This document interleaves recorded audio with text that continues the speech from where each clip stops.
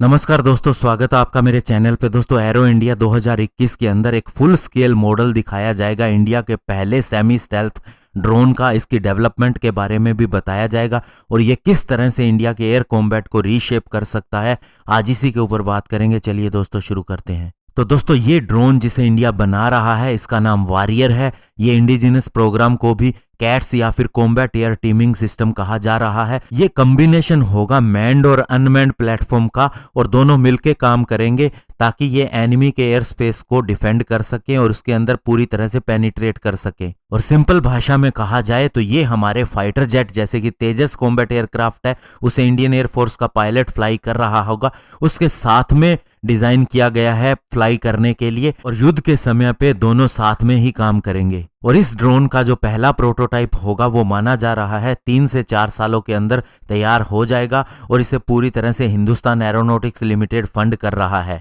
और दोस्तों, सूत्रों ने बताया है कि इन वॉरियर ड्रोन का सबसे बड़ा रोल ये होगा कि एक सिंगल तेजस फाइटर जेट से कई ऐसे ड्रोन्स को लॉन्च किया जा सकेगा, यानी वे उसके साथ में कम्युनिकेट कर सकेंगे। और इसका सबसे बड़ा मकसद ये होगा कि मिशन की इफेक्टिवनेस को ज़्यादा से ज़्यादा किया जा सके और हमारा जो प्रीशियस पायलट है उसके लॉस होने का खतरा कम से कम हो सके। और ये ड्रोन उन्हें प्रोटेक्ट करने का काम भी करेगा। और साथ ही इस ड्रोन के अंदर एयर टू एयर और एयर टू ग्राउंड मिसाइल भी लॉन्च हो सकेंगी, जिसकी वजह से ये टारगेट को हिट भी कर सकेगा। चूंकि दोस्तों इसके अंदर इंटरनल वेपन बे भी दी गई है और साथ ही इसके अंदर स्टेल्थ करैक्टरिस्टिक भी दिए गए हैं, तो इस तरह से ये दुश्मन के रडार की पकड़ के अंदर भी नहीं आएगा। और अभी प्रेजेंट मूवमेंट के अंदर हम कहें तो हिंदुस्तान एरोनॉटिक्स लिमिटेड पिछले 5 सालों से ड्रोन वारफेयर कॉन्सेप्ट के ऊपर काम कर रही है और साथ ही वह ऐसे ड्रोन का डिजाइन डेवलपमेंट भी कर रही है और इसके अंदर बहुत से सब सिस्टम भी इंटीग्रेट कर रही है। और अब इस हिसाब से इंडियन एयरफोर्स और इंडियन नेवी को भी अपने ऑपरेशनल कॉन्सेप्ट चेंज करने पड़ेंगे, क्योंकि अब बहुत से मैन्ड और अनमैन्ड प्लेटफॉर्म का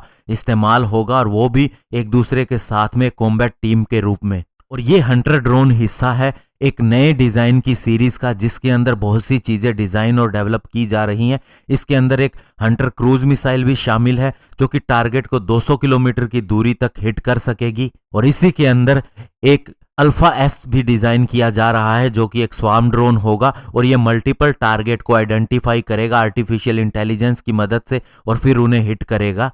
और साथ ही ये मशीन लर्निंग टेक्नोलॉजी का भी इस्तेमाल करेगा, जिससे ये टारगेट को सही तरह से पहचान कर सके और साथ ही उनके बीच में एक डिफरेंस को भी अच्छी तरह से देख सके। और इस अल्फा एस स्वार्म ड्रोन को HAL और new space research and technology, जो कि एक बेंगलुरु बेस्ड स्टार्टअप है, इसके द्वारा डिजाइन किया जा रहा है। और बताया जाता है पूरी दुनिया में इसके जैसा और कोई सिस्टम नहीं है अभी तक। और इसे एक यूनिक कैरियर के अंदर रखा जाएगा जो जगुआर फाइटर जेट के ऊपर माउंट होगा। और ये कैरियर जब जगुआर फाइटर जेट से सेपरेट होगा तो लगभग 100+ किलोमीटर तक का रास्ता तय करेगा और फिर प्रोपेलर की मदद से स्वार्म ड्रोन को अपने टारगेट की तरफ छोड़ेगा। और दोस्तों, अल्फा एस ड्रोन को स्पेशली इस तरह से प्रोग्राम्ड किया गया है और एल्गोरिथम इसके अंदर दिया गया है कि ये एनिमी के surface to air missile, aircraft या फिर किसी भी तरह के ग्राउंड टारगेट को डिस्ट्रॉय कर सकता है। और इसकी यूनिक नेचर की वजह से ही इसके एक्सपोर्ट का बहुत बड़ा पोटेंशियल है। तो दोस्तों, एरो इंडिया 2021 के अंदर ये जो कैट्स प्रोग्राम के तहत अलग अलग वेपन सिस्टम दिखाए जा रहे हैं,